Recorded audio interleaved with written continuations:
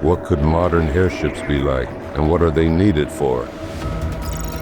Cargo passenger and cargo passenger airships today are capable of solving a wide range of tasks.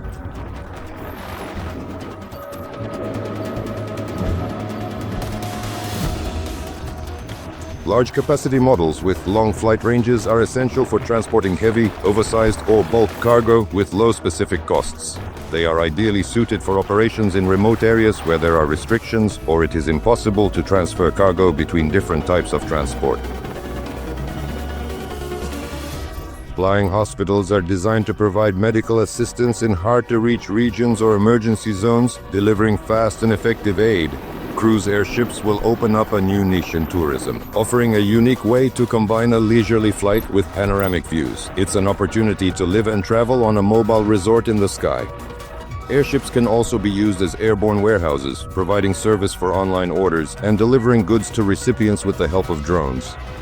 A series of atmospheric observer airships is designed for monitoring and controlling borders, economic activities, and emergency situations. Connecting individual units into global cells makes it possible to cover large areas with a real-time observation network. Finally, there are stratospheric airships. These are devices for communication, observation, and monitoring, and they also serve as alternatives to satellites and positioning systems. Modern airships are capable of meeting the needs of commercial and social niches on both local and global routes. They can be adapted to the regions where they are used and to the needs of users from the corporate, private, or government sectors.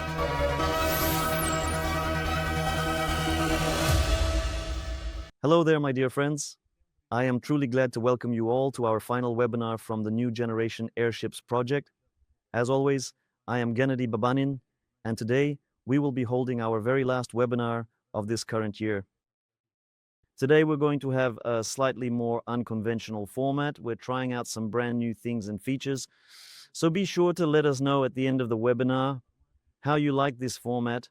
If you enjoy it, so to speak, we'll try to invite even more guests in the future. Today we'll have several participants joining us. But before we begin, as usual, I'd like to ask you to kindly write a quick comment in the chat. Let us know how well you are able to both hear and see us today, and after that, we will get everything started for the session. I also truly want to ask you, if you deeply resonate with what we're doing here today, please be sure to share the direct link to this broadcast with your friends and family so that many more people can learn about, watch, and discover the full extent of what we're doing together. What else did I want to say? Let me think. As I mentioned, our format has evolved significantly today. There will be several different participants joining us. One of them is Fedor Konstantinov, the Chief Technology Officer of AERONOVA. You already know him very well. We'll also have Vadim Zubkevich, who has appeared on our live broadcasts several times in the past, and a special new guest who hasn't been on camera with us very often until today. This is Vitaly Tyurin, who is responsible for the production side of our development of the Nova 2 airship gondola. He'll also be joining us on the broadcast today. He spends a lot of time at our production facility, and we've managed to catch a moment in his schedule when he could join us, so we can learn more about how our production processes are going. There's an important announcement today. As of today, Tuesday, December 26th, it means that starting tomorrow, December 27th, we will officially be transitioning forward into the next important and strategic stage of our investment process. Tomorrow, exactly at midnight, we will transition from the second to the third investment stage. So if you have been closely following the progress of this project for a long while, or if you have been waiting for the perfect moment to finally join us, then right now is truly the best time to do it. This is because tomorrow the current investment stage terms will undergo a change and the price of shares will inevitably increase. The offer will certainly still be just as attractive as it is now, but today remains the very best, most advantageous and profitable time for you to join. Now we have one more exciting activity to share with you. We, together with the entire team, have collectively decided to create something truly interactive and have prepared something very interesting for you. In the description of this live broadcast, you'll find 3 specific direct links that lead to videos we previously prepared. We dedicated a significant amount of time and immense effort on them, and we'd really like to see some more activity there.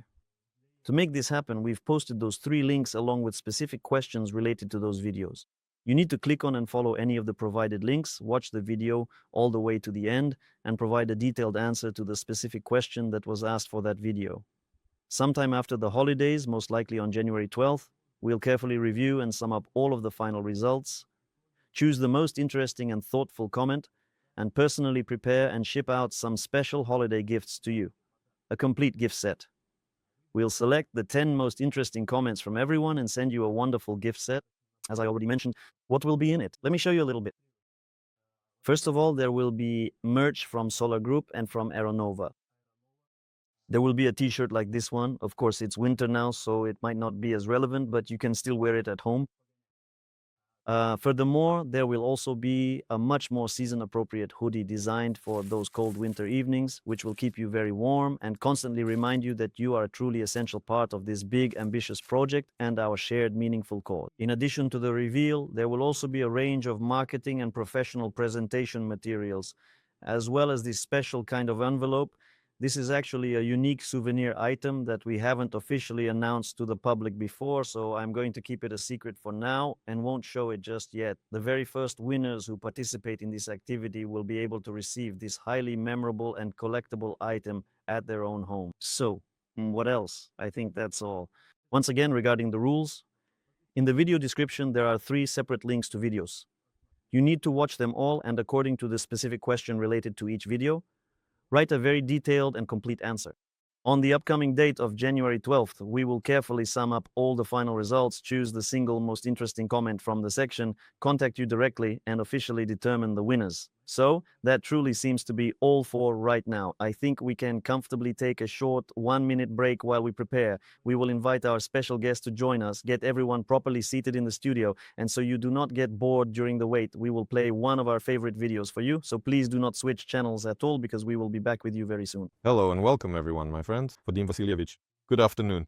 A very good afternoon. Vitaly Lvovich. Well, now the year 2025 is rapidly coming to an end. So we've worked through the entire calendar year of 2025, and now, as it's coming to a close and the holidays are approaching, I wanted us to sit down and discuss what happened, what we've successfully accomplished, and what plans we have for the future.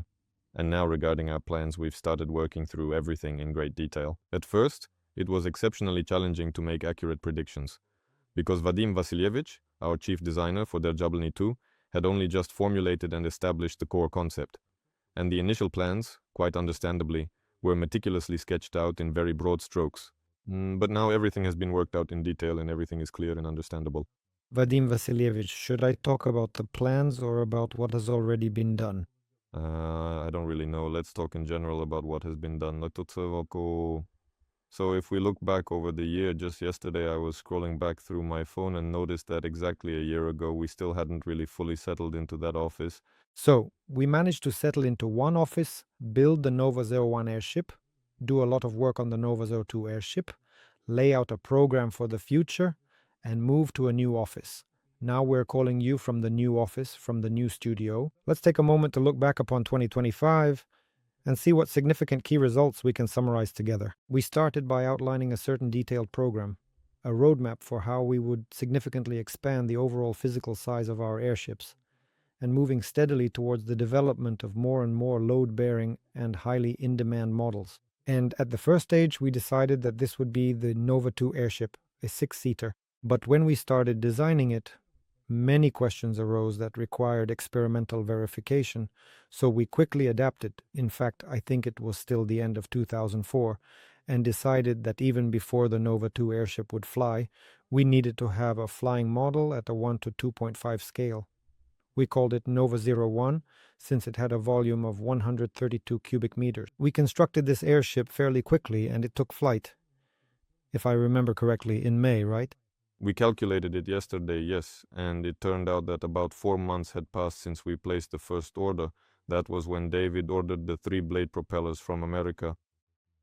And exactly 4 months later, when they arrived, they became the final component. While they were on their way, we managed to do everything else.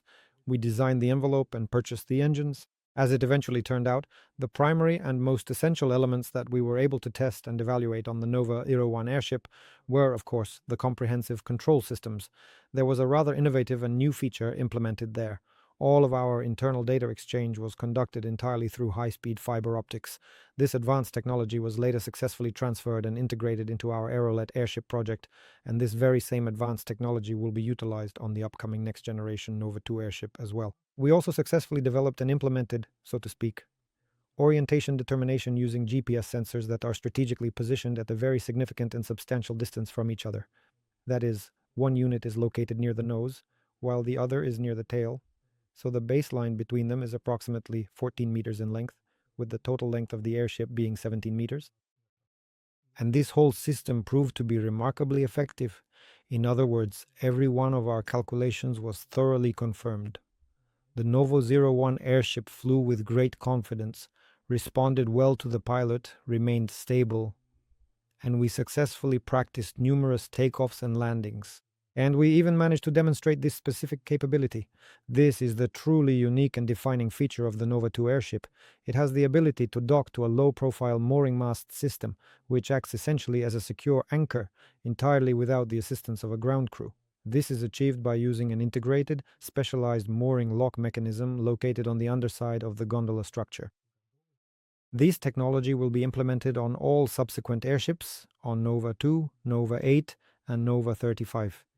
And it was first tested on the Nova 01 airship, where it was demonstrated that, in principle, the pilot, in this case an external pilot, can confidently approach the mooring point and dock without the assistance of a ground crew. Yes, the only thing I'd like to point out is that the lock worked perfectly, the feathering was successful, and the overall dynamics of the approach and latching worked exactly as intended.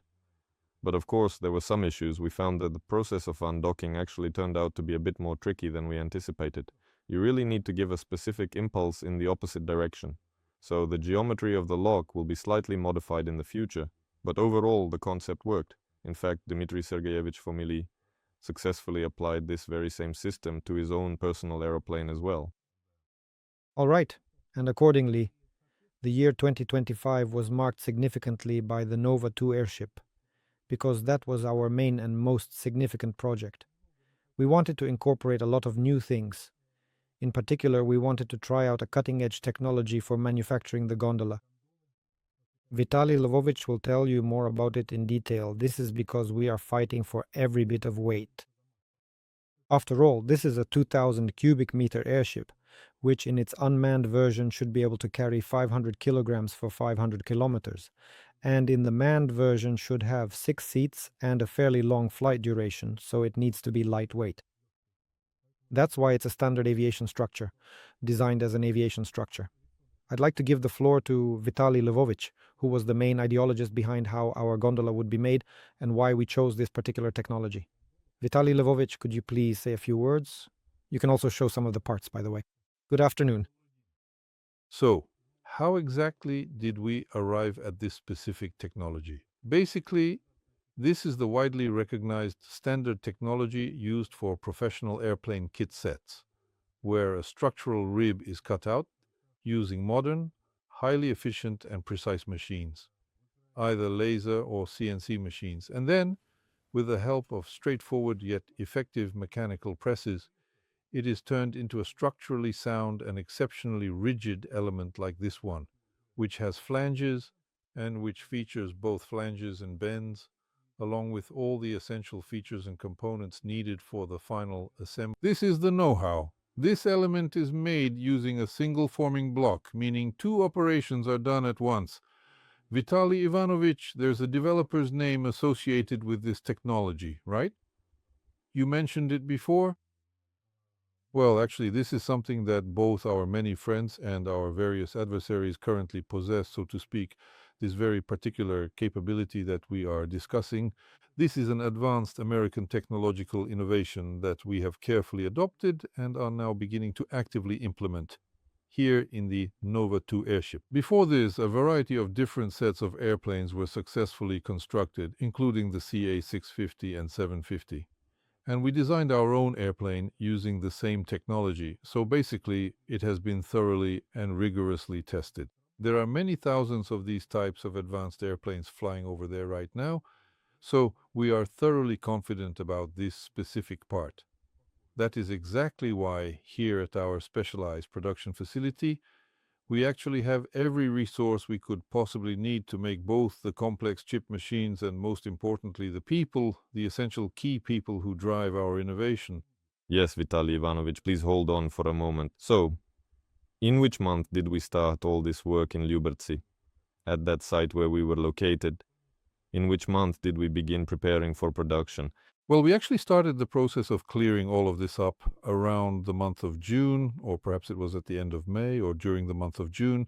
We began the extensive work of preparing the entire production area, and then gradually moving forward step by step, what was basically and essentially almost just a simple warehouse space it transformed into a fully modern and professional production facility. We have set up several basic machines in our workshop, and we have also built sturdy work tables and a specialized paint booth, primarily because the parts need to be carefully painted and coated with a special protective primer.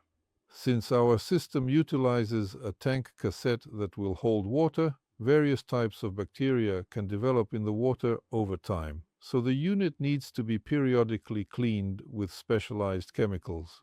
Furthermore, to prevent the duralumin components from corroding, we have implemented these procedures and will be priming every surface with a special primer to ensure durability. I want to take a brief moment to remind you that initially, when we were just starting the project, we planned to develop it in extensive and broad cooperation with the state involved. And regarding the gondola, we formally invited my SKBS at the time, and they began the complex process of designing the gondola to fit their equipment and technological processes. And, well, obviously there's a certain set of machines, tools, skills, experience, and vision, and the gondola can be made, for example, welded from pipes or made from composites. There are all sorts of options, really, a lot of possibilities. So we went through 2 stages with them under contract, and at the 3rd stage, specifically the development of the technical project, our paths diverged, we had some disagreements, and that ended up delaying our timeline. So we decided to take matters into our own hands and develop everything ourselves, and that's when Vitaly Lvovich appeared and said, "Yes, guys, we can assemble this gondola out of bent rods." I didn't even know the word bent rods back then, so I asked Vitaly Lvovich, "Is this a bent rod?" Well, that is not exactly the case here. This is a structural rib, meticulously created by using a specialized form block. This is a classic piece of aviation technology, but we have carefully adapted the process to fit our specific working conditions, not for a standard factory workshop, but for much simpler and more accessible workshop setups. That is why we make our form blocks from significantly cheaper materials, which allows us to significantly reduce overall costs and speed up our entire production process. So even without the use of complex aviation technical equipment, we still end up with essentially the same high-quality parts. Yes, but as was rightly said, you need experienced people who have done this before. We recently released a video and someone commented on YouTube or somewhere saying, well, there's Uncle Vasya with a mallet. As always, one guy does everything for everyone. First of all, they guessed the name right. Vasily Mikhailovich is working here. And secondly, I want to say, for those who have worked at large factories, everything is perfectly clear. For those who haven't worked there, it might look like it's just Uncle Vasya with a mallet. But when I started my career, I worked at the Krunichev State Research and Production Space Center in Workshop 76, where they deal with pipelines. I worked on small pipelines which were bent using hand tools or even completely by hand. These were pipes with diameters up to 12 millimeters, and right next to us were the sheet metal workers on the rockets, and we're talking about rockets like the Proton M, Angara, and upper stages. This is serious space technology. It's a space factory, and a space factory is the highest school of engineering and manufacturing. So, there are skilled sheet metal workers there who manufacture and assemble collectors and pipes, starting from this diameter and up to about this size. They make them from individual segments that are pre-stamped and formed. Then using these segments, they fit them together with a mallet for welding, weld one seam, fit them again with the mallet, and then weld the main seam. And that's how they assemble huge space collectors from parts through which fuel is delivered to the engines. And this is the 21st century. Everything is still done this way, and no one can do it more precisely than these guys. Well, that's both the distinct advantage and the significant drawback, right? When people get older, the members of the younger generation often don't have enough time to inherit their vast experience. And we have exactly those kinds of highly skilled people. Vasily Mikhailovich and Viktor Luev. They made a whole bunch of these different parts and know exactly how to strike with the mallet so that everything lines up perfectly. Of course, in the future, when everything finally goes into full service, maybe the technology will change and there will be a completely different, more sophisticated approach. But when it came to creating the prototype, we really got lucky. Vadim Vasilyevich said that in 25, our best acquisition was Vitaly Lvovich and his team. Vadim Vasilyevich, do you remember which month we started working on the gondola and when it was fully... No, we worked on the gondola the whole year, starting from 2024. It's just that we went through several different development stages. So, the first original gondola, of course, was welded from pipes with durable plastic shells. But in the spring of 25, Vitaly Lvovich convinced us that this technology was actually better for the prototype. And look, the Nova 2 gondola is a unit that is precisely 7 meters in total length. It is roughly around 1.5 meters in height, and at its widest point in the middle, it is measured to be approximately 1.7 meters across. According to the highly detailed three-dimensional digital model we have of the airship, the complete structural riveted frame weighs exactly 150 kilograms. So you can imagine this is a real aviation structure. That means it's quite lightweight. Yes, there are still many things missing. There are no windows, no doors, no paneling, and no interiors. But I think that we will fit within the weight limit, where we had 300 kilograms allotted for the entire gondola. I even think we'll manage to make it. Of course, this is without the power unit, but we'll even manage to make it a little bit lighter than that. I'd like to believe that.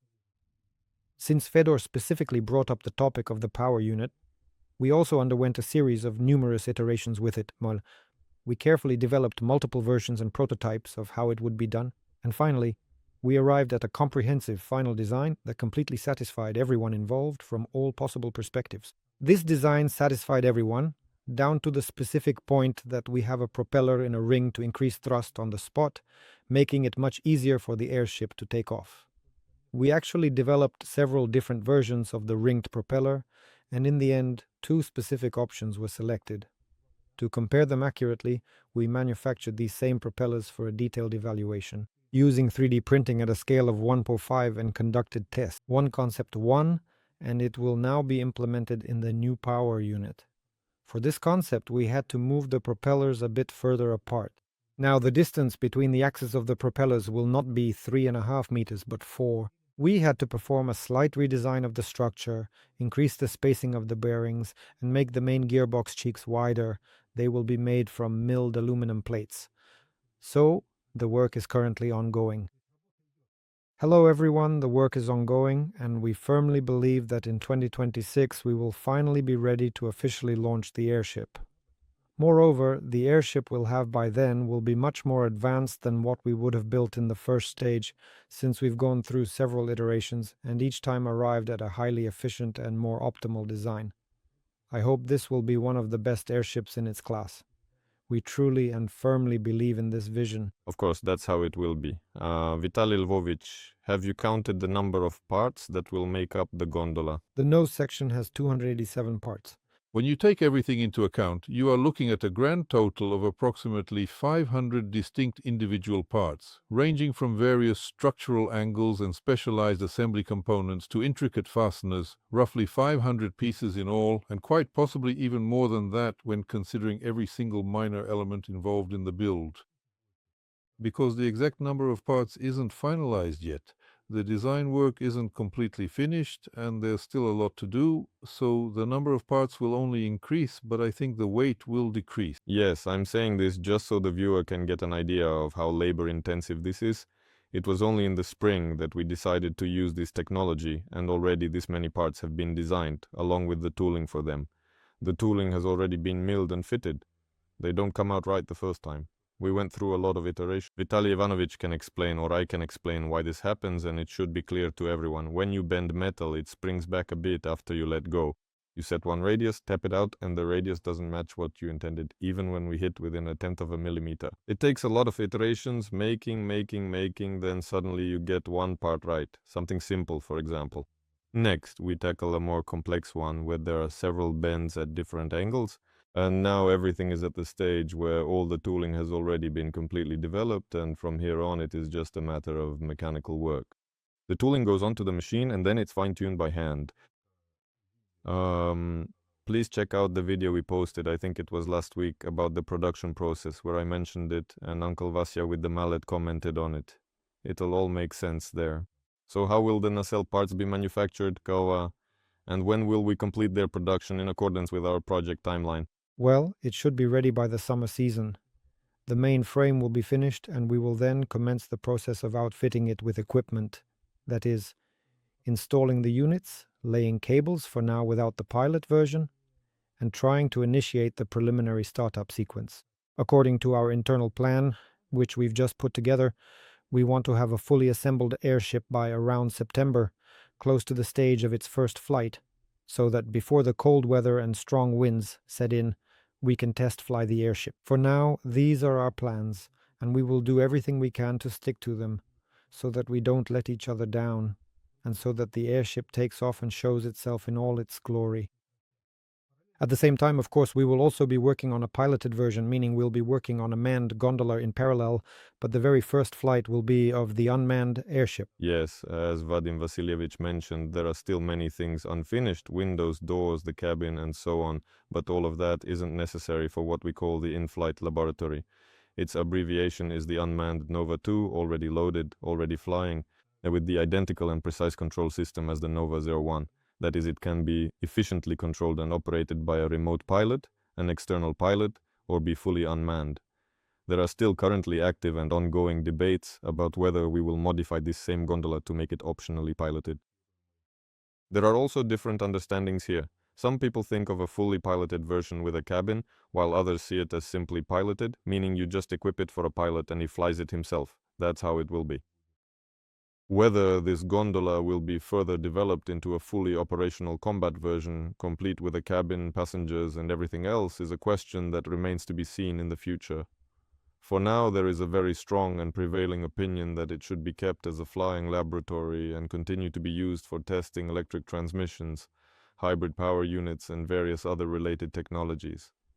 That's most likely how it will be. By the way, Vitaly Lvovich, the part you're showing is a component of the tail assembly. Are we planning to manufacture the tail assembly using the same technology? It will utilize a sophisticated mixed technology system. The primary control surfaces will be manufactured with this technology, while for the main structural frame itself, we are already actively developing the third full iteration. We're being very meticulous, carefully examining every single detail to see the most effective way to proceed, while carefully considering our production capabilities, so that, let's say, we minimize our reliance on outsourcing. That is precisely why our dedicated engineering team is actively working on the tail assembly right now. I think we will be ready to start the full assembling process in the month of January in the upcoming year. At that stage, we will begin the meticulous task of putting together the structural caisson frame, the main caisson itself, and the nacelle unit. And at that very same moment in time, we will also be working on the detailed engineering and designing of the tail assembly. So one doesn't exclude the other, but as I understand it, the control surfaces are already fully designed for this assembly? Yes, the aerodynamic control surfaces will be utilizing the same technology. And what will you use to cover them in the end? Regarding the covering for the frame, we have two different options available, and we plan to try both. Both methods utilize durable polyester fabrics, but they employ very different construction techniques. One approach is similar to how classic airplanes are covered. Using specialized glue, we carefully bond and sew the fabric to the internal ribs, and so on. The other method involves simply stretching the fabric over the structure like a tight sleeve, pulling it as firmly as we can to get it smooth. There's manual covering, and there's covering using fabric shrinkage. This is heat shrink fabric. It's carefully smoothed and flattened out, so to speak, with a specialized small heating iron and a bit of enamel. This is the long-standing standard aircraft construction technology used for covering wings and control surfaces. We'll try to use it here on the airship as well, because a rudder is a rudder, whether it's on a plane or here, but there's an alternative opinion, so we'll do both. But our rudders are unusual after all. Well, let's say they have a reduced hinge moment. That's what the aerodynamics team suggested and calculated for us. We want to reduce the load on the steering actuators so we can use them. Again, we're fighting for weight savings. Everything is for one reason: we're fighting for weight. So, we want to use significantly more lightweight steering actuators that generate a reduced amount of physical force. And that's why the aerodynamics team collaborated extensively to minimize the hinge moments, so that these actuators would be entirely sufficient for the task. And what's special about the rudders? Can you reveal that? Can I reveal it? They will be, let's say, a little bit concave due to certain aerodynamic features. They won't be convex, but slightly concave, and in this case, the hinge moment on the control stick is reduced. To reiterate our primary objective once more, we are aiming for each of our individual stabilizers to weigh no more than a maximum weight of 45 kilograms. And since the stabilizer is 16 square meters in size, this means that the total weight of the fully assembled stabilizer is significantly less than a total of 3 kilograms per square meter. That's a truly impressive figure.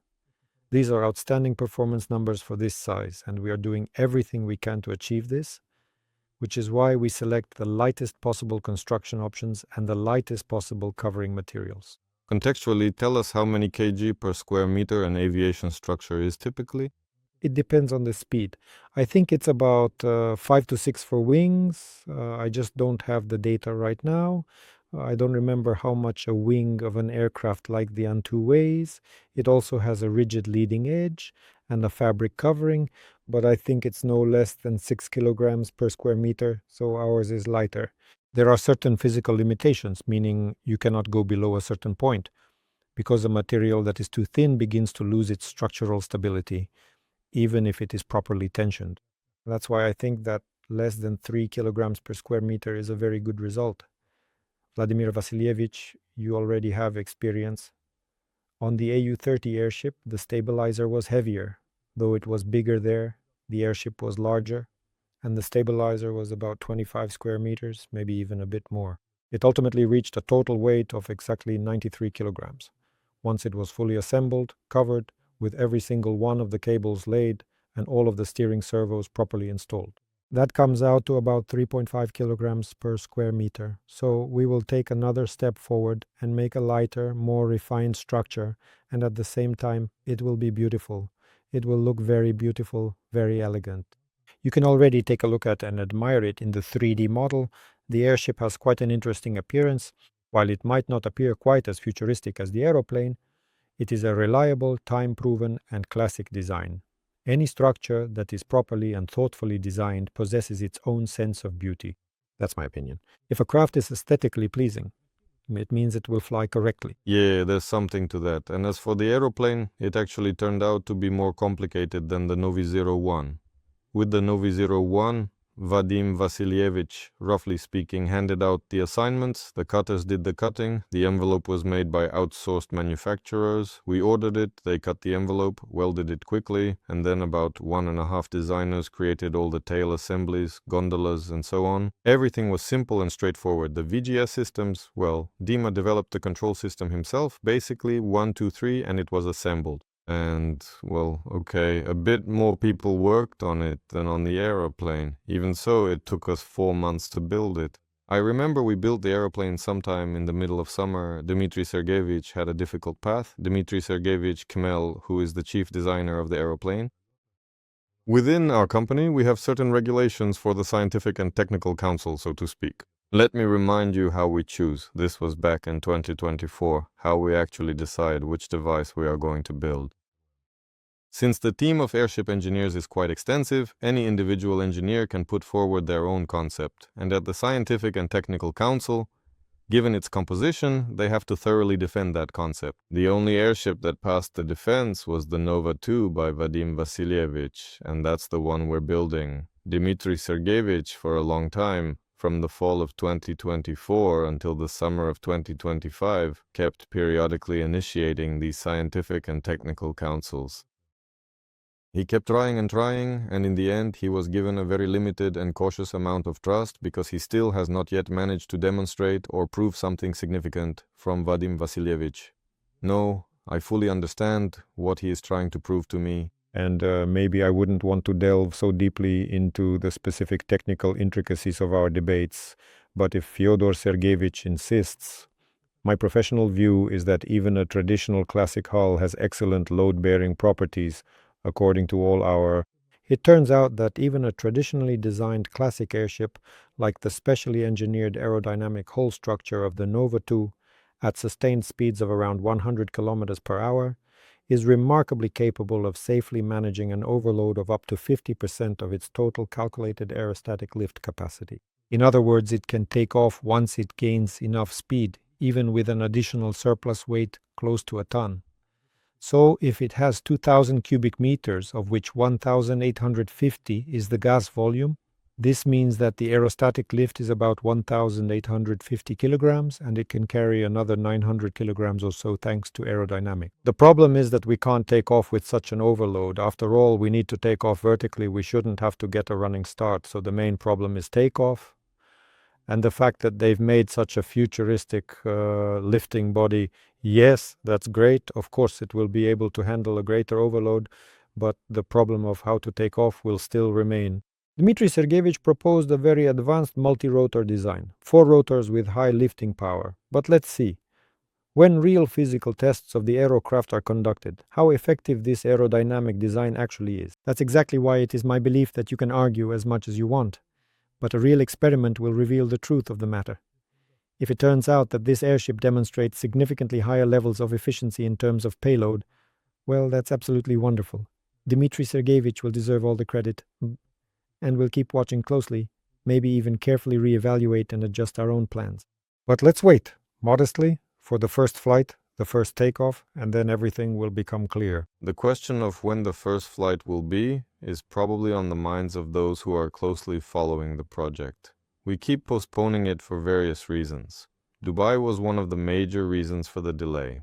I want to state this responsibly. Yesterday at around 10:30 in the evening, we officially completed its assembly. It passed all the stress tests, it is already ready for flights, and the thought even crossed my mind. I mean, it has passed all the ground tests, there were a lot of different details involved. And we even thought last night about taking it out right away, but those who live in the Moscow region saw what was happening yesterday evening. We opened the hangar door, and there's a blizzard, a snowstorm, and we were like, oh, got it. In general, for a first flight, this kind of weather is just completely wrong. The first flight should be done in perfect conditions. That's how it's always been. Boris Sanich explained the methodology to us, so here with the Nova 01 it was simpler in the same way. Vadim Vasilyevich and Boris Andreevich prepared the procedures, and we just followed those procedures for assembly, ground tests, the first flights, and so on. Everything was clear. Do A, B, C, D, E, and everything will work out. Dmitry Sergeyevich, for example, always worked in the general design department. Yes, he was always involved with general designs, yes, and very often he worked on various conceptual developments, nurturing all these ideas and putting them together, but as a chief designer, he never really... He has a chance now, let him take it. We all wish him well, of course.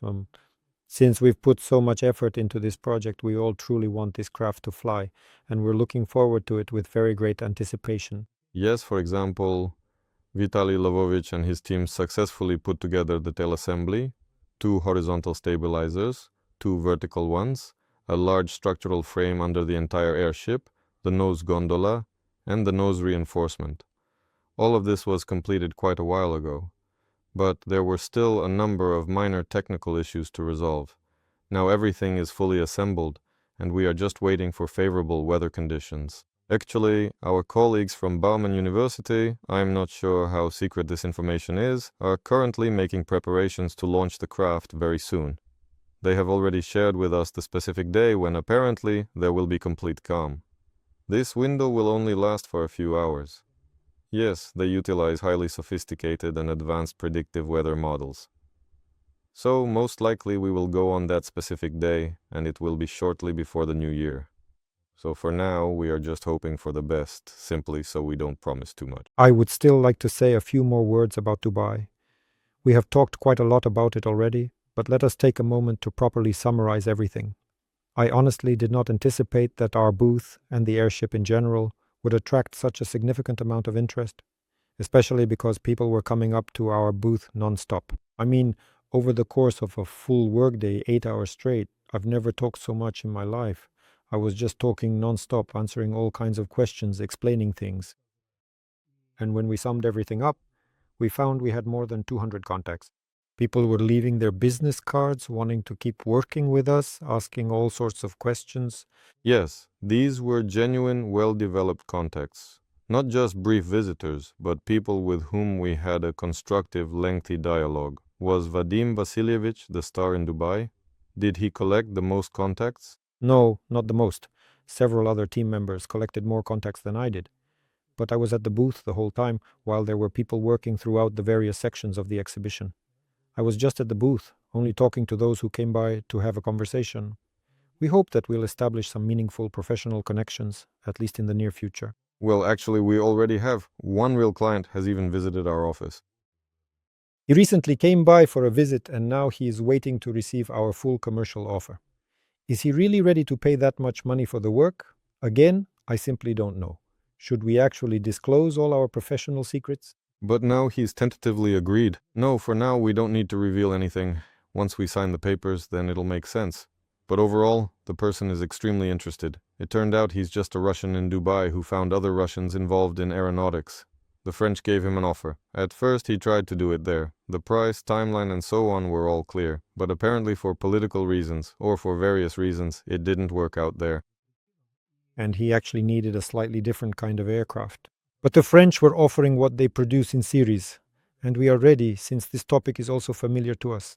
It's also an aeronautical device, but it's not a dirigible, let's put it that way. And we are ready to manufacture a product that precisely aligns with his specific requirements. So he even came here to our office in Moscow. We spent an entire productive evening with him, thoroughly discussing in great detail various minor aspects of what he needed.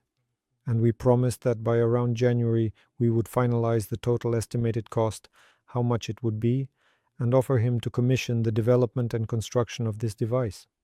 That will also be in 2025 because he, in 2026. My mistake, in 2026. I just can't get used to the fact that we're moving into a new year, so in the fall he expects that the first unit will be delivered to his site and he will begin its trial operation.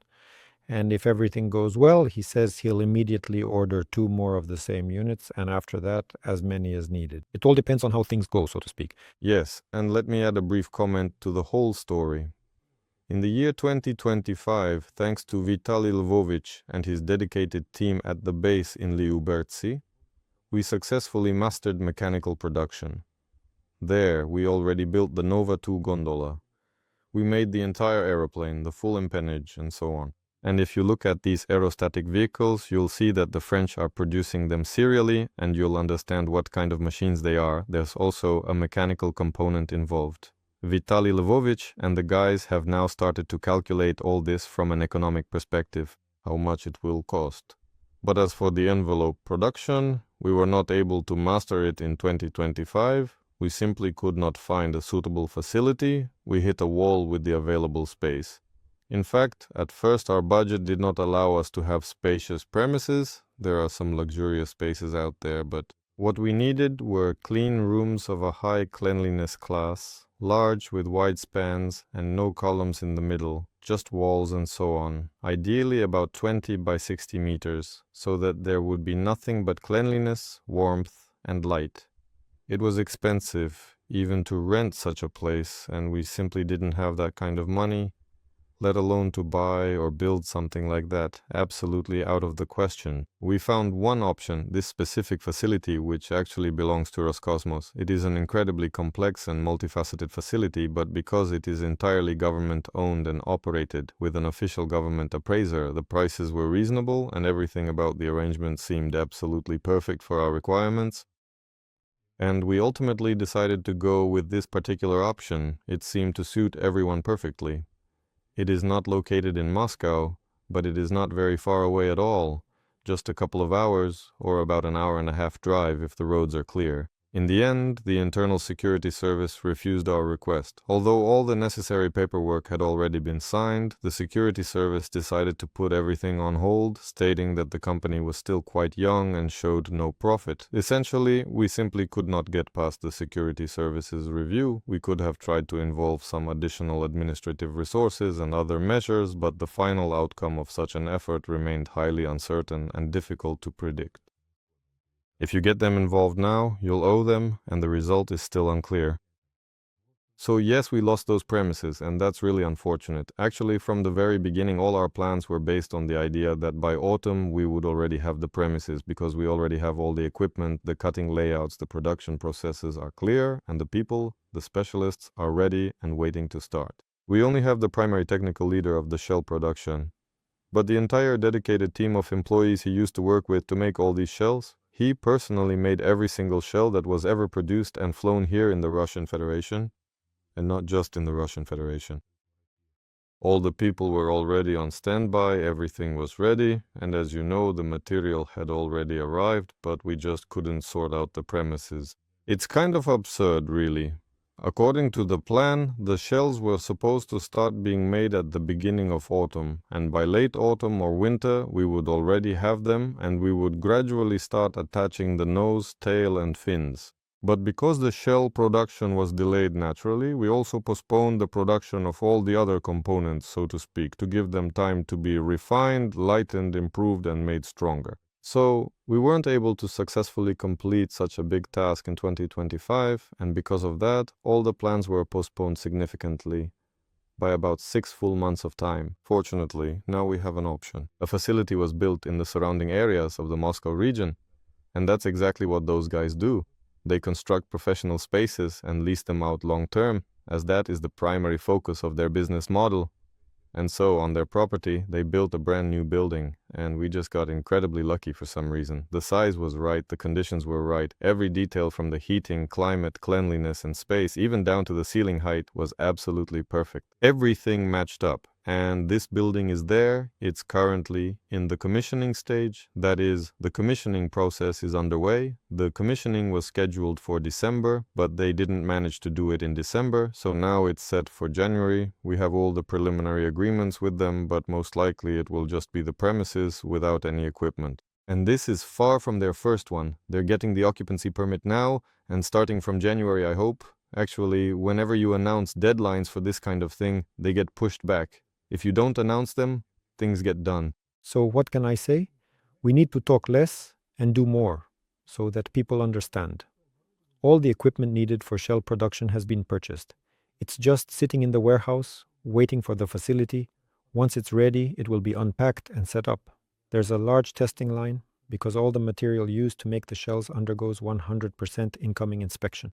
That is, we inspect all the material under light to check for any defects. And unfortunately, defects are present in any material.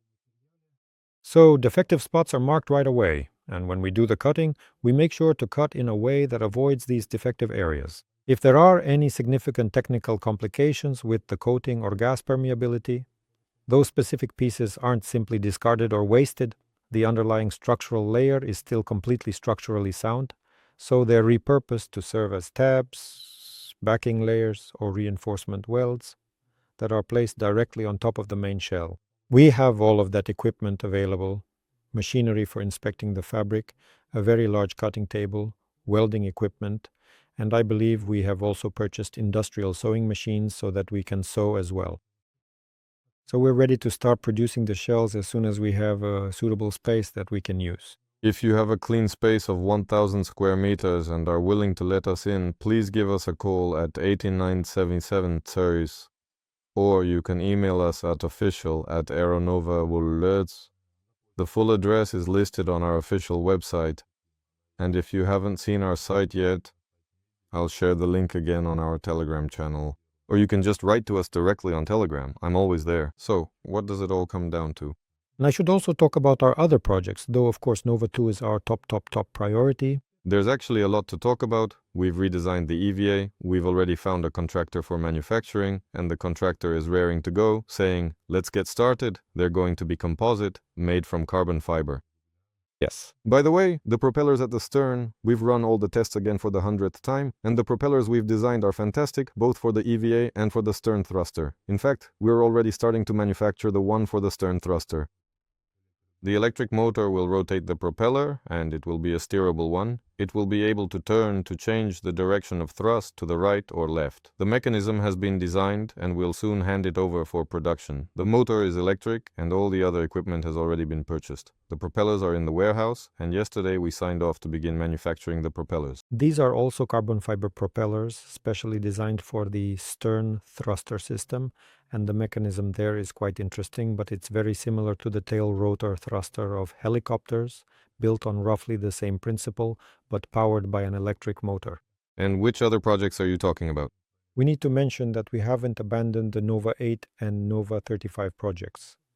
We're actively developing them as well, and the main focus for these two projects is that we'll have our own original power plant. Since we have a separate specialized microturbine design bureau, should we discuss this in more detail? If you'd like, you can share from your perspective. I think I already let it slip during the last webinar, or maybe the one before that we're working on this. I've mentioned from time to time that we have something going on there, but I haven't shared much detail because, after all, the product is complex, and at the time it wasn't even clear if it could be designed at all, but it has been designed. Yes, because it's important for everyone to understand that all modern airships have a thrust vectoring system. That means we absolutely need to be able to rotate our power units to direct thrust upward in order to take off vertically. This can be successfully accomplished through the use of a specialized mechanical transmission system, which is exactly what we are actively implementing and refining on the Nova 2 development project. You can even manually rotate the engines themselves, on the condition that the engine's oil system is designed to accommodate such movement. On the AU-30 airship, which we originally constructed 15 years ago, it was equipped and powered by Czech Lomprag engines. And their most remarkable and distinctive feature is that the oil system is engineered in such a way that they can operate vertically for a long time without experiencing any oil starvation at all. Production of the Lomprag engine has completely come to a halt, so only some remaining stock can be found, which means it's virtually impossible to depend on them for long-term operations. That's why on the Nova 2 airship, we made the strategic decision to utilize a single-engine configuration with a rather complex swiveling transmission from one engine to two ducted fan engines. We have already completed the design phase entirely and are now steadily progressing toward the production and testing stage for the Nova 2 airship. First, we will test the entire power unit assembled together on the ground, on a test stand. Then we will install it on the Nova 2 airship and take it for a flight. According to our calculations, everything looks great. The thrust is almost 500 kilograms for a 2,000 cubic meter airship. It quite simply and fundamentally has to fly. Everything turns out to be straightforward to manage, fairly compact, and ideologically sound. But for larger airships, we do not currently view the practical application of tilting engines, which can be easily rotated, as a viable option, and increasing the power of a mechanical transmission also presents a significant technical challenge. That is precisely why we are betting on a hybrid power plant. On both the Nova 8 and the larger Nova 35 airships, we will be equipped with a sophisticated power unit which serves as the vital heart of the entire airship system, consisting of a powerful gas turbine engine that efficiently drives a high-speed electric generator to provide all necessary power. This is also a highly specialized and unique product that can generate electricity at a rotational speed of 40,000 revolutions per minute. To put it into perspective for you, it's quite a complex and unique piece of equipment, producing 300 kilowatts at 40,000 RPM, and the overall size of the generator is remarkably compact and space efficient. But it only weighs about 15 or 20 kilograms, and the entire power unit assembled is less than 80 kilograms. By the way, the generators have already been fully manufactured. We ordered them from China since we couldn't find anything like this in Russia. Not even close, so they've been made and have already passed tests in starter mode. They also need to spin up the turbine as a stator initially, so they've passed the stator mode tests, and now generator mode testing is about to begin. There's a video, I can send it over. And accordingly we'll be powering the rotation of the propellers using electric motors, which signifies that the electric motors have also been carefully chosen and integrated. and we now have a comprehensive and general understanding of the entire design of the electric power unit. Regarding the ambitious airship projects known as the Nova 8 and the Nova 35, our current strategy is to proceed with a hybrid power propulsion unit. In the beginning, we had even initially developed a plan to try constructing the Nova 2 airship with a full electric transmission system, primarily just to test its viability. However, for the time being, we are temporarily putting aside the idea of building the Nova 2 with an electric transmission and are instead focusing all of our efforts on the standard system equipped with a traditional mechanical transmission. But we are certainly not forgetting about this option either.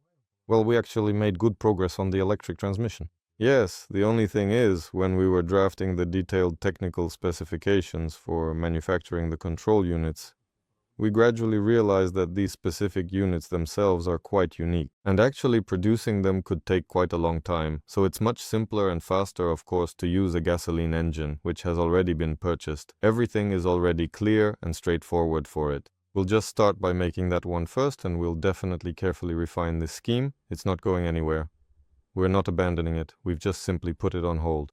We've put it on hold. Like I said, we just decided not to spread ourselves too thin, so that it doesn't happen that in 2026 we don't fly on Nova 2. We're focusing on one task, and we will definitely fly in 2026. Although the calculations show, here's Maxim, our chief designer, running around the office constantly saying, "Damn, we can just take the tail thruster with the same propeller on these same engines, just put 4 of them on the nacelles." No, well, not exactly like that. They say the thrust on the propellers is good and there's enough power. All right, fine, but I am really not a fan of systems like that. It needs to be straightforward and logical. You have to constantly strive for true minimalism. Because making a complex 4-propeller system when you can easily get by with just 2 propellers, I also think that is fundamentally wrong. This is precisely the reason why the Nova 8, the very moment that we have a hybrid power unit, and most importantly, its heart, the energy module, because the rest is already relatively well understood and straightforward regarding how to do the number 35. You could say that the Nova 8 will already be quite close to completion, and accordingly, so will the Nova 35. As for the Nova 35, we've also started work on it and began by designing a rigid hull. While we were working on this, in the 3-dimensional digital model, we realized that many questions remained somewhat ambiguous and not entirely clear. Not everything can be fully understood on the flat surface of a computer screen. And that's why the specific decision was made, literally in September in the fall, to construct a physical 1/20 scale model of the Nova 35, just to be able to see and feel with our own hands exactly how this rigid hull would be in reality. Attentive viewers of our webinars might be inclined to ask, weren't you originally planning to make the model back in the fall of that year? No, well, at the latest, in the spring? Yes, we did say that we would make a model, but back then it was not a 1/20 scale, it was a bit different. I remember clearly that it was in September when we decided on the 1/20 scale. In September 2025 we decided we would do it. Again, we slightly underestimated the amount of work involved.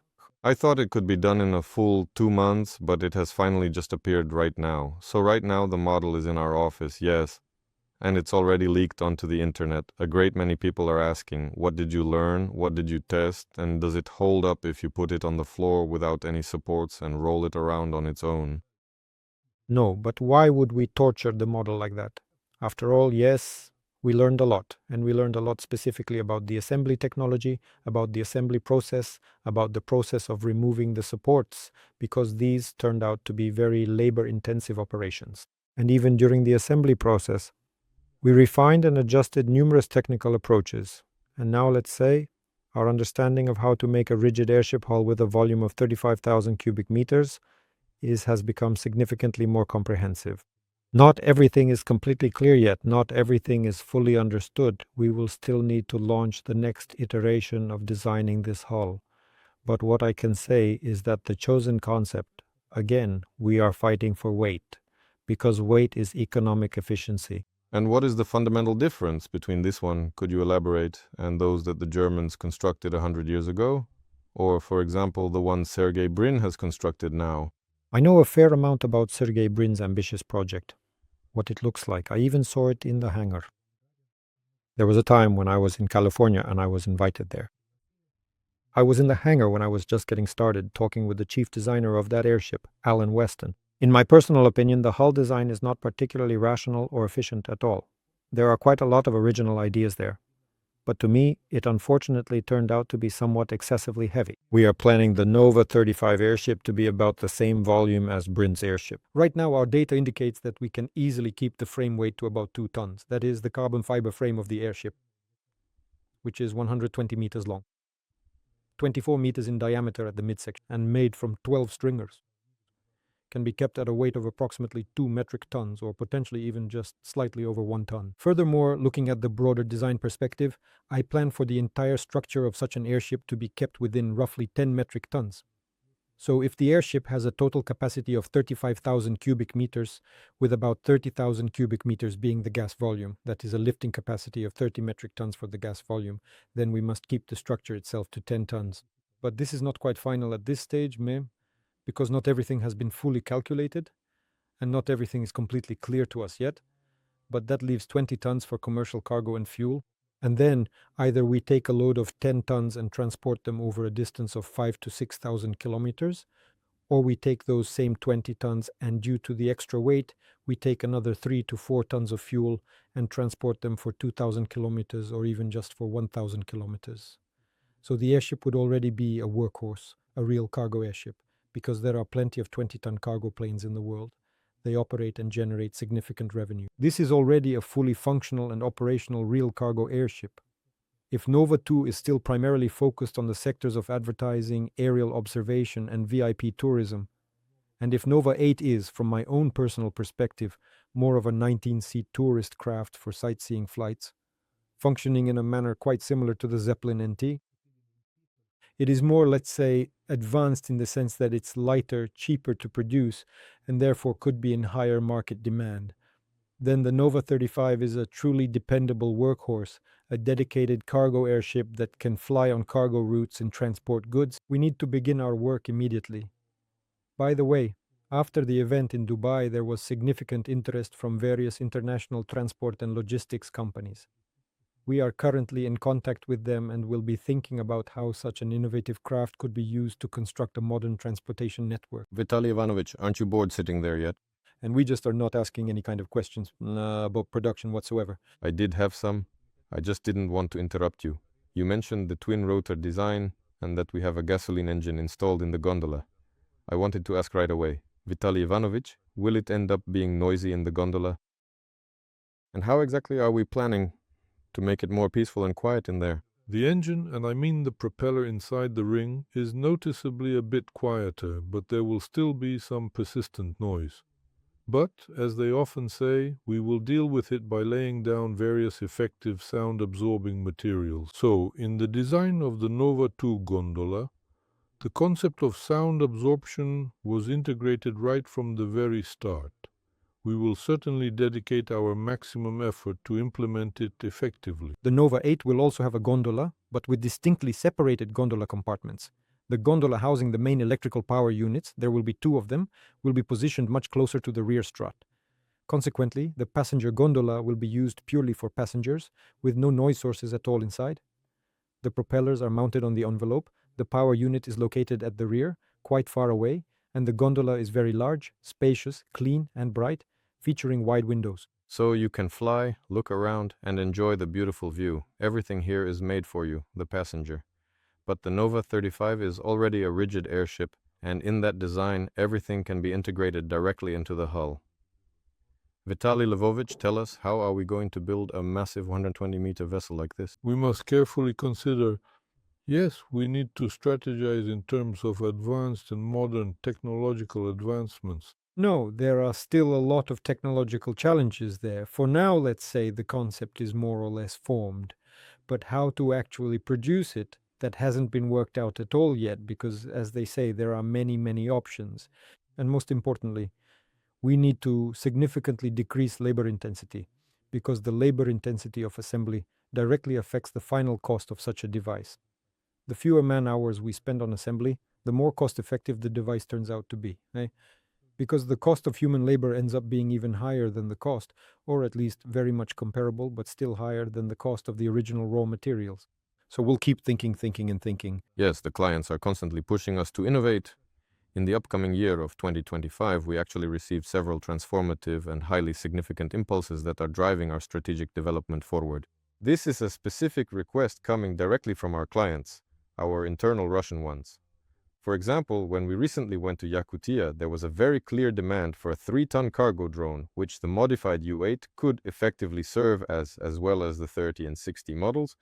Interestingly, there was absolutely no demand for the 10 or 20 models there. Well, let's be honest, building a rigid hull for 30 tons right away is a bit intimidating. We really need to move step by step. That's why we chose a craft with dimensions of 120 meters, a volume of 35,000 cubic meters, and a maximum payload of 20 tons. I firmly believe that a full 20-ton weight is a perfectly good payload capacity.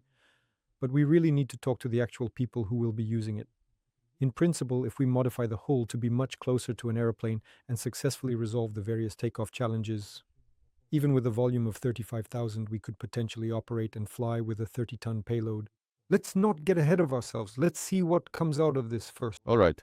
Let me just try to remember what else there was, especially regarding the clients. And as for the monitoring airships, we are currently doing some serious work. They need to stay continuously airborne in the sky, with very infrequent and minimal landings, occurring approximately once every day. There is currently a project for 7 units over there. The overall size is quite a bit larger than the Nova 2. We are waiting. We are fully prepared and ready for any challenges that come our way, and we are more or less getting things organized. Most importantly, we've formed a dedicated team, and you could say it's already come together quite well. Maybe as the tasks expand, we'll need to expand our workforce and grow, but we already have the core group of engineers who do the designing. So, when we build Nova 2, the team will become even more solidified and stronger. In other words, all the foundational structural bones will be in place, so to speak. If there are other tasks, all that will be left is to build the muscle around those bones. Just recently, we had another debriefing about our plans, and Boris Alexandrovich Ivchenko was saying, we don't have this, we don't have that. But in reality, there are a lot of processes in the company that need to be set up. The design process, the process of interaction, document management, regulations, standards, the models of collaboration themselves, business processes, and so on, and all of this needs to be put down on paper. And a lot of issues emerged. After all, we are introducing the certification process for devices and licensing the company. And here Boris Alexandrovich is shouting, getting nervous, we don't have this or that, we need to do this, we're not making it in time at all. So I said, Boris Anatolievich, in your previous company where you were building the state, how many years did it take you to assemble a team that worked like clockwork? He paused. It has been approximately 10 years. Yes, we are certainly progressing at a much more rapid pace now. Everyone is unique, everyone is handpicked. There's a period of adjustment, arguments. Everything happens just like with other people. It's the same with us. So, Gennady, tell me, are there any questions? Yes, there are questions. I'm still with you, friends. I'll be your off-screen voice here. There aren't many questions. Apparently, it's a weekday and many people are at work. But I'll read out the ones we have. First question. What about the sail area of the midship section, if you like, and other aspects of energy efficiency and compensating for wind load? Despite the remarkably large physical size of these massive airships, if we take a close look at this specific model right here, a demonstration which often surprises many people, it actually turns out that if we carefully compare this particular airship, especially when it is flying steadily and the airflow is moving smoothly along its longitudinal axis, to the relative surface size of a simple flat plate, the aerodynamic results are quite unexpected, which is positioned directly perpendicular to the flow and has about the same resistance as such a hull. The plate would look remarkably small in comparison. In other words, aerodynamic cigar-shaped hulls are particularly well known for having very low resistance. So once again, if you make a plate, a round flat plate, and place two of them side by side, it will have more resistance. No, I mean, if you choose a plate of such a size that its resistance is the same as that of this hull, then the size of this plate will be much smaller than the diameter of this midsection. How much smaller? Well, in terms of area, just off the top of my head, about 20 to 25 times smaller. Well, that's significant. That is precisely why cigar-shaped hulls are highly effective from an aerodynamic point of view. And then, the essential key is to never expose the side to the wind, just like maritime ships, which are carefully positioned so that in rough seas they never stand broadside, but always face the waves directly with their bow. The same principle goes for an airship. It should always face the wind directly with its nose. That is why on the ground it naturally weather vanes, and in flight it moves forward, so it is always being blown steadily along its central axis. By the way, speaking of those winds, structural loads, and so on, there is a very good video that is really relevant right now. I will share it in our Telegram chat, specifically the one called Second Stage.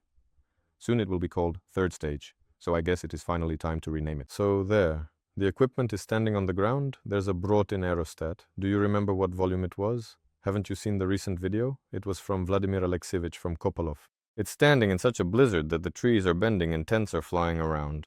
It's down 200 cubic meters. Yeah, it's just standing there like a monolith and it couldn't care less. This is in response to everyone asking about the wind, under what conditions it can be operated on the ground, in the air, and so on. Vadim Vasilyevich says it's a pretty serious figure for takeoff and landing and for storage on the ground. But it's hard to believe. Even you yourself can't always stay on your feet in such wind. And here, suddenly, there's some archival footage. And I'll send it to you now so you can take a look as well. No, this equipment is quite specific. It needs to be operated correctly.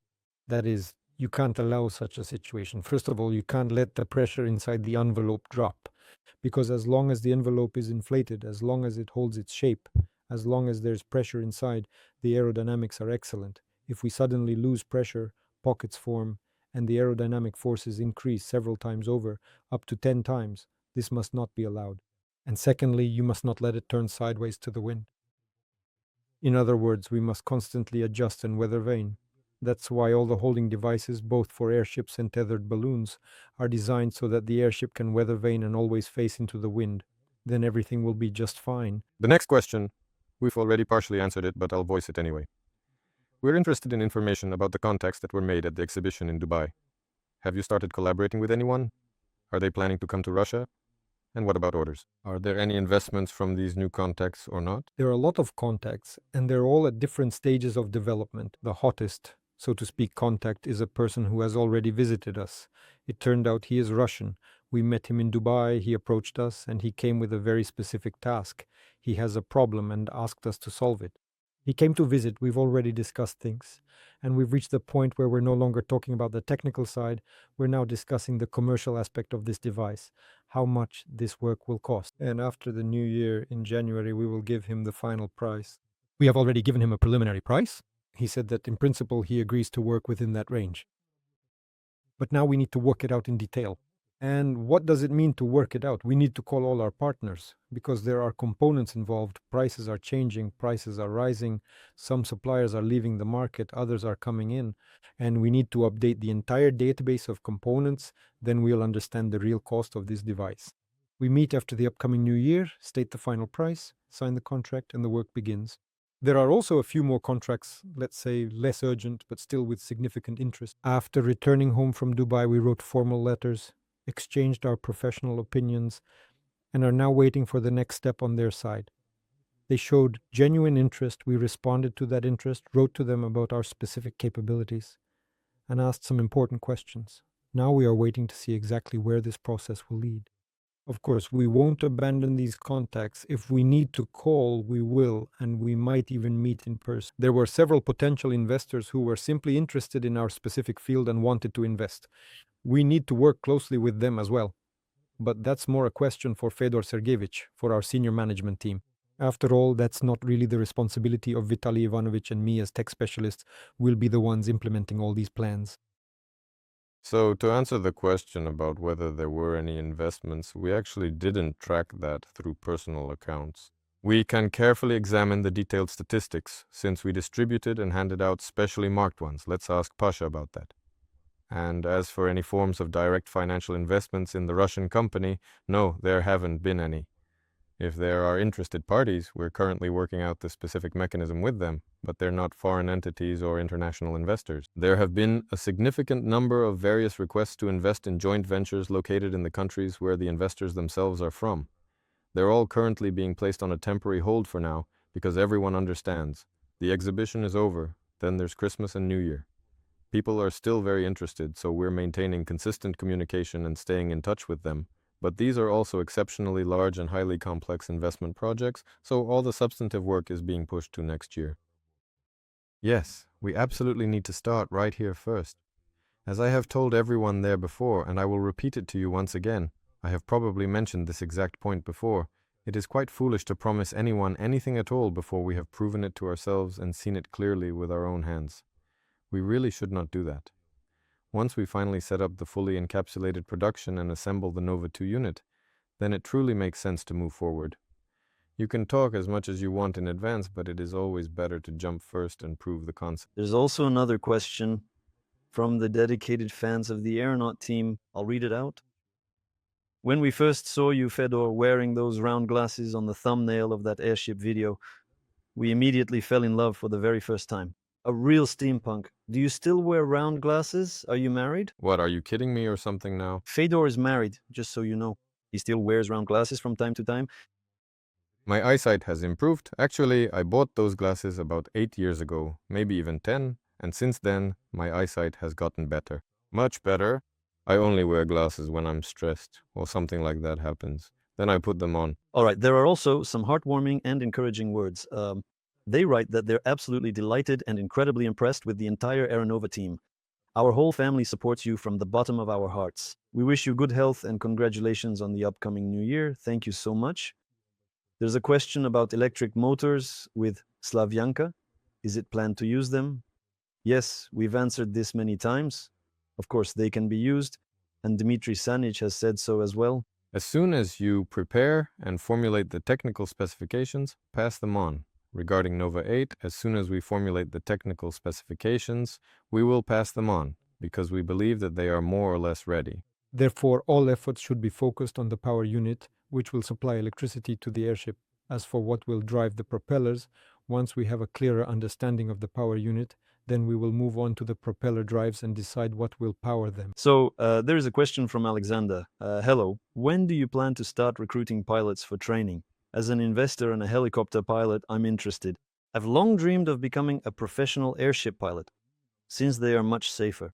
There is news on this matter. When we launched the project at the very beginning, Sergei Boldarev spoke at the event.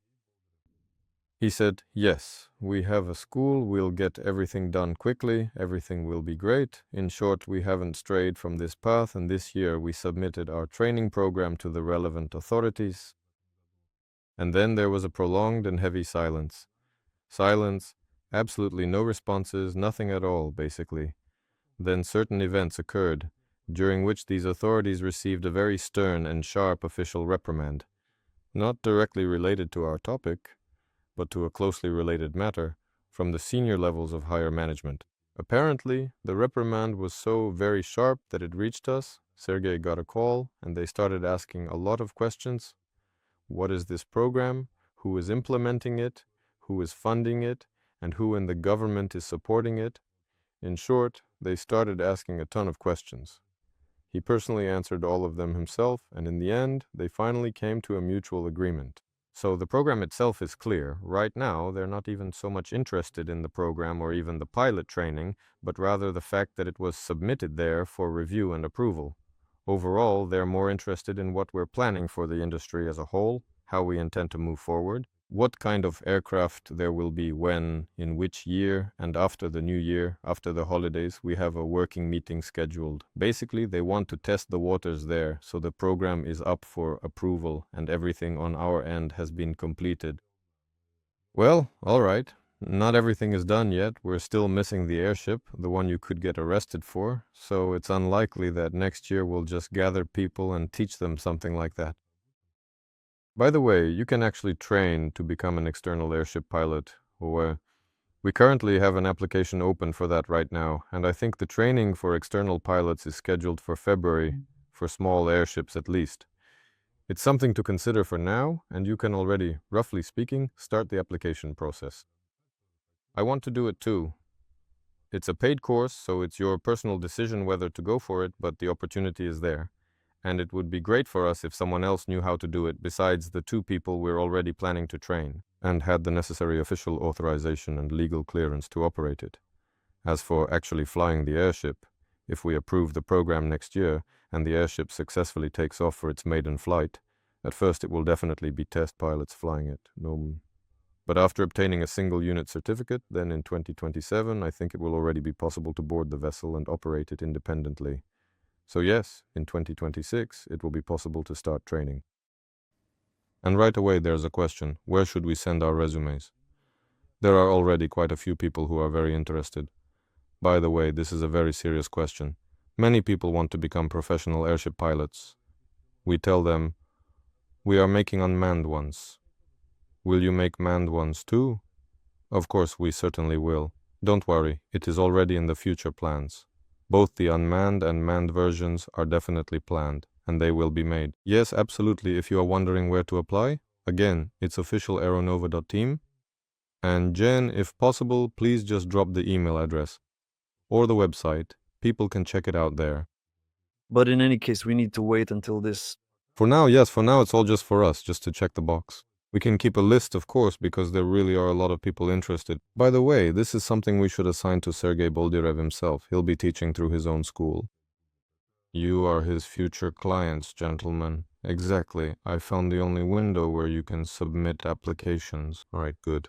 Moving forward then, is there any specific plan in place to file formal patent applications in various foreign countries? That's an interesting question, of course. This question comes up from time to time. We start thinking about it, considering it, but we haven't gotten around to it yet, so to speak. We have things to patent, and we understand what needs to be patented. We definitely need to address this issue, but right now our work schedule is extremely tight. We've dedicated all our collective efforts into getting production up and running at the highest possible speed, so that all the engineers can successfully deliver their engineering products as soon as possible, and so that Vitaly Lvovich and Vladimir Alexievich, who will be in charge of shell production, so that they can commence the full-scale manufacturing process. And we can meticulously assemble the entire airship structure and successfully take to the skies in the fall of 2026.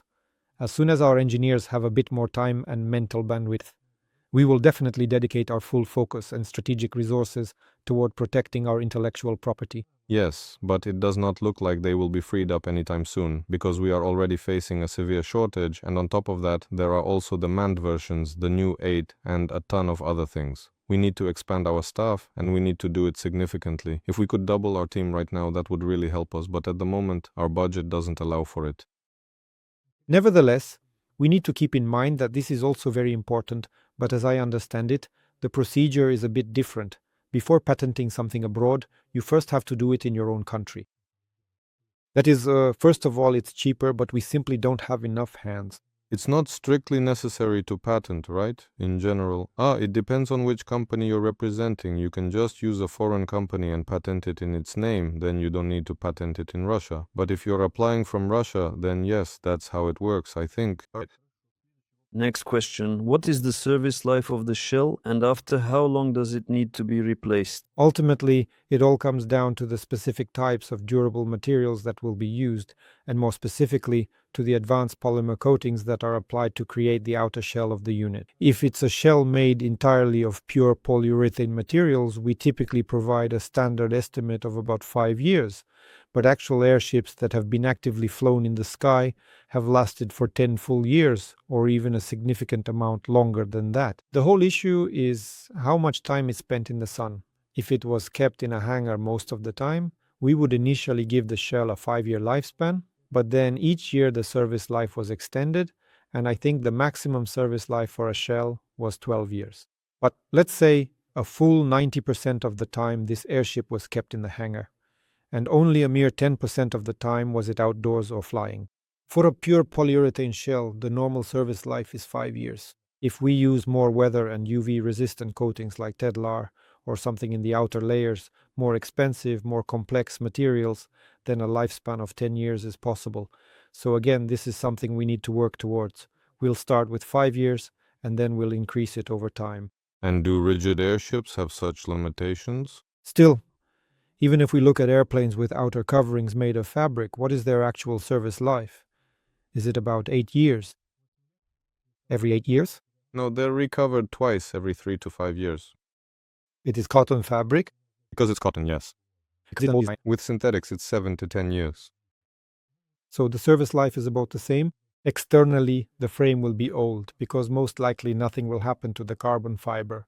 But the outer covering will still need to be replaced after 10 years, even on a rigid airship. Could you please remind us what is our current total number of staff members? We recently downsized, so I don't know the exact number, but it's a little over 50. We need to do a new head count. But again, you should keep in mind that not all of them are engineers. All our departments are fully staffed. HR, accounting, maintenance, commercial department.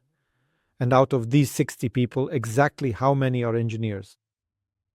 Yes, but Vitaly Lvovich, Vadim Vasilyevich, Boris Sanik, they're not here, so that's 4 engineers, the rest are just for show. Please do not frighten the investor. We actually have a dedicated team of more than 30 engineers who are actively working on projects, and they collaborate closely with the staff on the shop floor. In the shop environment, Vitaly Lvovich acts as a player coach. He is responsible for designing the actual gondola parts and also develops the necessary tooling. And he collaborates closely with the guys in the shop, but primarily acts as a supervisor, as I understand it, much like a process engineer. And in the shop, we have 4 people working, so that is a total of 5 individuals, roughly speaking. Why 5? 5, but isn't Vitaly Lvovich the 6th? Well, I specifically counted Said as a separate area, yes. He does not actually work on the gondola, so then again, that is just one single person in production and about 25 different engineers. If we launch the shell production shop now, there will also be 6 people working there. Yes, and 6 people will be quite enough to weld the Nova 2 as well. There, Nova 2 alone is too little.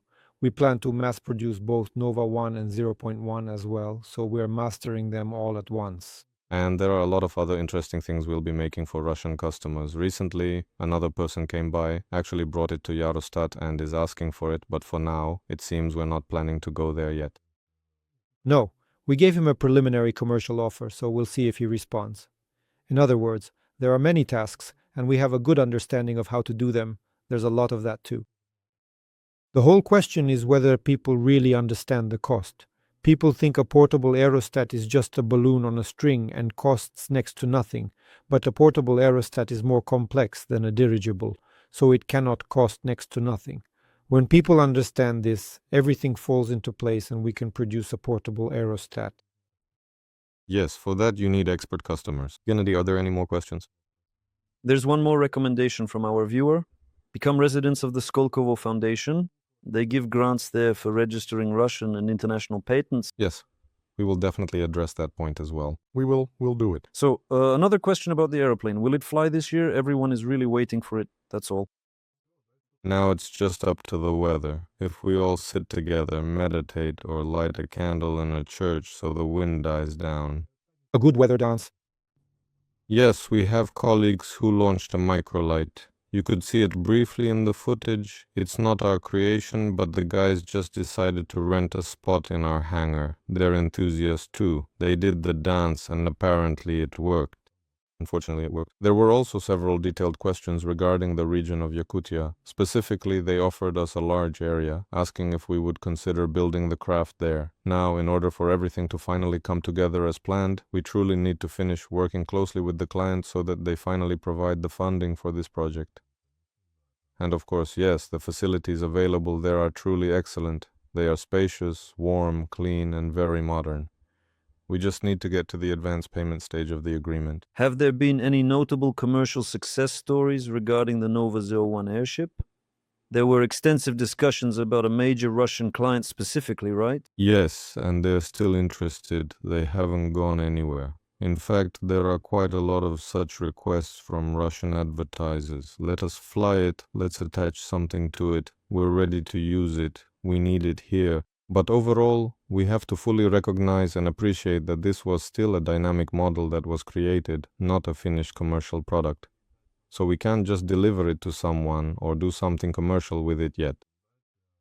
And if we had launched the shell production by autumn, we would have had a new product version of Nova 01 ready by then, and we could have started selling it and offering services. But more often, services were required before Dubai. After Dubai, potential customers are already eager to buy the product. We weren't able to fulfill a certain number of orders because of space limitations. But the orders have not simply disappeared into thin air. People are still waiting patiently for us to produce the shells. It's sad. We just realized that the fabric currently used for the Nova 01 is still a bit too flimsy for a project like this.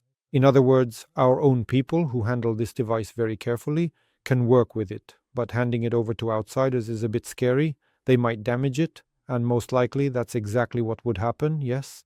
But with the proper fabric we already have in stock, if we start producing the envelopes ourselves, then it will be possible to do it. There's another question, a bit off topic, but I'll mention it so everyone is aware. This process is focused on commercialization, Katsung, and as it has ultimately turned out, the VGS system, which was designed and built for Nova 01, we actually managed to commercialize it successfully once. Well, I mean, commercialized. We still haven't actually received any money yet. So we can sell the VGS for small devices. Yes, basically we received a request for the VGS system and we sent a commercial offer. In all probability, I just thought it would be quite amusing if this year we should take a moment to investigate exactly what the present state of affairs is. VGS is an air-gas system that maintains pressure in a soft shell. We've specifically engineered a mini VGS that can consistently maintain the internal pressure in the shell of devices up to 250 cubic meters. And if you install several of them, like on the Nova 01, where we already have 2 for redundancy, it works just as effectively. This is entirely our own product, developed entirely in-house. It is a very small, specialized microturbine. In fact, this microturbine, which features a fan diameter of exactly 78 millimeters, if I remember correctly, consistently showed a pressure of well over 1000 pascals during our testing phase. I think that is a very impressive result. Of course, we don't need such high pressure inside the envelope. In reality, the pressure in small devices is usually around 300 to 400 pascals, but that gives us good performance. In other words, the fan's performance determines the vertical descent speed we can achieve. So when the airship ascends, air is released from the ballonets because the gas expands. In this case, the valves open. Well, the valves are simpler. The components there, the diameter of the plate is also 78 millimeters. And when we descend, on the contrary, the gas compresses because the pressure increases. And to maintain the pressure in the envelope, we need to pump air into the ballonet, into the envelope. This microturbine, with a fan diameter of 78 millimeters at a pressure of 400 pascals, is capable of providing approximately 60 to 70 liters of air per second. In practical terms, this means that a vertical speed of 6 to 8 meters per second is consistently and easily achievable. Now on the aerostat, we have upgraded ones installed. On the Nova 01, they made a different sound, but now when you start them, they even reach the ultrasonic range. That's because different engines were used there. And it operates very quickly. They used different engines, while Nova 01 used electric motors at 20,000 RPM. The aerostat's motors spin this microturbine at 32,000 RPM. That's why the sound is already approaching the ultrasonic range. The airship is built very quickly. Consequently, the productivity is higher, reaching approximately double the previous levels. Yes, the reason we switched to VGS, as I said, is because now there are specialized enterprises, so to speak, that already need even some small components. It turns out they come to us and say, "We know you have them, please give us a formal commercial offer." That is certainly very encouraging for us. And so little by little we're starting to get things moving, not just airships, but now they're even ordering parts from us. So, to reveal a little secret, there's also interest in these mini VGS units, and we're also waiting for some real orders. In other words, people need to pay the money, we can produce everything, we're just waiting for them to be ready to give us a bit of their money, and in return, we'll deliver our product. So, I'll repeat myself. This might not be exactly the right place, but I'll mention it anyway. SOLARGROUP talked about working with the central bank on a way to officially attract investments from the Russian public, so to speak. Are there any updates on this matter?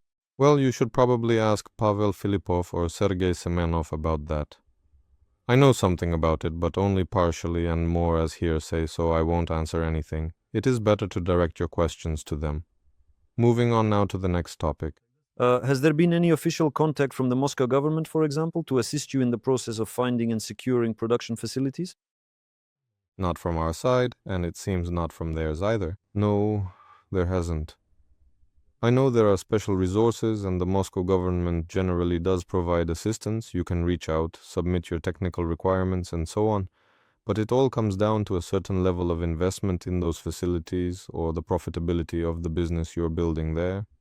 And if we're setting up a pilot production of shells, initially there won't really be any profitability. It's too early to talk about that at all since it's basically working for an internal customer. For us, if the airships are experimental, then they are too, but not anytime soon. In general, there are certain difficulties. I know you can enter into discussions and change the conditions within certain limits, of course. But so far, we've tried to manage on our own, doing our best. Maybe, yes, it's worth reconsidering. Besides, there are acquaintances who, right at the very beginning of the project, offered to help make it all happen. And if there are acquaintances who offered, yes, we had the contacts, we just didn't take advantage of them. All right, another question. It was mentioned at some point that there would be payouts to investors as rewards from the advertising airship projects that you were planning to earn from that. Was this direction developed in any way, or is it now on the back burner? Yes, I already answered that. As for the payouts, yes, the plan was that from the first commercial order we would give the money to the investors, something like that, I think Semyonov said. But this commercial activity didn't happen because we didn't set up the envelope production. It's sad, we admit it, we mourn, but the offer still stands, the client is still there, just waiting. Well, I think that's about it. There are some questions that keep repeating and a lot of warm wishes, congratulations and heartfelt words of support. So basically, if we've discussed everything, we can conclude our session today. Well, I suggest we also congratulate our viewers, investors, partners, dear friends, and comrades on the upcoming New Year's Shij. Vitaly Ivanovich, what would you like to wish everyone? Just let me set some boundaries first. Together, we are all turning into a team of aeronauts. So, what do you wish for all of us? And for yourself as well, in the coming year? That eagles may soar freely and fly without any obstacles. That works. Something like that. And at the end of the webinar, we've prepared greetings from the AERONOVA team. So friends, if you're watching, don't switch off. Stay with us. The greetings are coming up. Oh, is it by itself? All right, then goodbye, everyone. All right, then see you. Friends, see you next year. Next year, or in the chat. Where should I send the video now? It will be shown right here now. Which one? Ours. Oh no, I meant the other one, with the wind, the storm, and the aircraft. All right, friends, happy upcoming holidays to everyone. Goodbye, everyone. Goodbye for now. Happy New Year. Good afternoon, dear friends, colleagues, and valued partners. The year 2025 is now coming to an end. This year has certainly not been easy for us, but at the same time, it has been a productive and interesting period for us all. This year marked the primary and official formation of our company, AERONOVA, the establishment of our company as a highly specialized engineering team capable of creating aircraft and constructing advanced airships. Looking back on the outgoing year of 2025, I want to take a moment to note that it was exceptionally productive and remarkably emotional for everyone. We witnessed both the very first flights and the first challenging crashes, and then subsequently the first truly incredible revivals of our magnificent airship. Together, we participated in various international exhibitions and observed how the world reacted to them. We communicated extensively with our first clients and initial interested parties. We established strong, lasting relationships with our partners, contractors, and service providers. In the new year, significant new victories and unprecedented new heights await us. And as I mentioned before, we hope to finally achieve sustainable commercial profitability from the sale of specialized aeronautical devices and equipment, in addition to our ongoing work with airships. And we truly want to present these wonderful projects to you, our future projects, and we sincerely wish you great happiness, the best of luck, successful new flights, many prosperous new achievements, and all the very best in all your future endeavors. I also sincerely wish us continued success in the coming year, as well as the realization of all our ambitious projects and creative accomplishments. With your support, we are getting closer to our goal of building airships that will change aviation. We hope to create this happiness together in the coming year. And even though not all plans were realized this year, I am confident that we are on the right path because we are not just building airships, we are showing that dreams can become reality and that ideas from the past can return to the present at a new technological level. This year, we successfully constructed our first craft, the Nova 01 airship, This airship majestically took to the skies and flew quite successfully. It continues to fly today, and we keep testing various modes on it. We are currently and diligently working on our next project, the Nova 2 airship. I want to wish you all happiness, financial well-being, and peace of mind. As you can see, it's New Year's, and I look like a Christmas tree with garlands. So I wish everyone happiness, good luck, and all the very best. See you in the new year. Happy New Year, friends, and may new happiness come your way. And once again, I congratulate you on the upcoming new year, wishing you health, happiness, and good luck. Starting in the coming year, we will launch our brand new airships, releasing one series after another, and with each passing year, there will be more and more of them. They will become larger and fly much faster. We wish you all the very best, good health, happiness, and much success in all of your future endeavors. Most importantly, I would like to sincerely wish everyone health, happiness, and a good mood. Let's all have a truly wonderful time during the upcoming festive holidays. Happy upcoming holidays. In the new year, expect groundbreaking innovations and exciting new projects from us. Wishing you a happy new year. Really? I think it was really quite wonderful.